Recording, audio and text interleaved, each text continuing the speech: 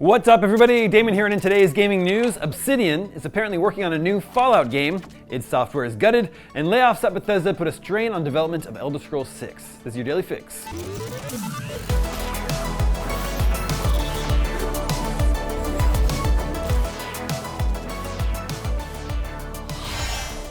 Obsidian Entertainment is reportedly pulling the plug on a sequel to Avowed in favor of a new Fallout game.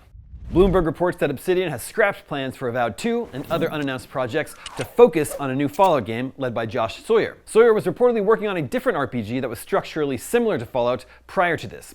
He also served as lead designer and project director on New Vegas, one of the most beloved games in the franchise. Bethesda, the studio that has overseen the Fallout franchise for nearly 2 decades, will work with Obsidian on the project. A small group of staff will continue to tinker with Avowed 2 with the hopes of reviving the project later down the line. The news comes as part of Xbox's big reset, which has resulted in thousands of layoffs. The news of a new Fallout from Obsidian is likely very exciting to fans. New Vegas is a fan favorite entry in the franchise, and the IP hasn't had a new mainline single-player game in over a decade. Fallout 4 was released in 2015, and a few years later we got Fallout 76, an MMO-style game set in the post-apocalyptic universe. A live-action Fallout TV series has also been ongoing on Prime Video. So, better late than never for a new single-player Fallout, I guess. I have to agree with IGN commenter Horror, who said, "The fact that this wasn't done 2 minutes after Bethesda was purchased is wild."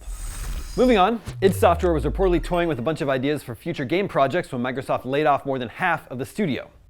According to a new report from GamesBeat, 92 of 185 full-time employees were laid off from id Software. The report notes that the studio is working on a bunch of projects, and sources aren't sure how they can move forward on them with such a small team. One laid-off worker told GamesBeat, "I'm not convinced there is a viable way forward." id Software just finished its work on the new Doom: The Dark Ages DLC, known as Revelations, and was looking at what its next full-scale project would be. One was a cooperative Doom game that would have brought back weaponry from previous Dooms. Another was a new Perfect Dark game, since the property became available last year in the wake of Xbox's shutdown of developer The Initiative and cancellation of its Perfect Dark reboot, and that one stings. There are also concepts for a new game codenamed Fury.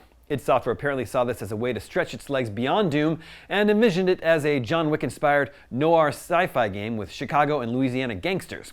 Like John Wick, it would have combined martial arts with gunplay. The hope was to make it for Project Helix, the next-gen Xbox. One other project that was being kicked around was a Westworld-inspired survival game, but not much else is known about it. It's unclear if any of these projects will move forward or if id Software will just become a support studio assisting on other projects within Xbox. And finally today, this week's devastating Xbox layoffs will have a substantial and cascading effect on Bethesda's development of the Elder Scrolls 6, multiple staff at the studio have told IGN. Speaking on condition of anonymity to protect their careers, current and former staff tell us that job losses across Bethesda Game Studios locations have removed more than 50 employees, including key, high-performing people in the trenches building the company's long-awaited Skyrim successor. This, in turn, they say, has shattered morale, raised the risk of future development crunch, and increased the likelihood that the game's already far-off completion date will be delayed.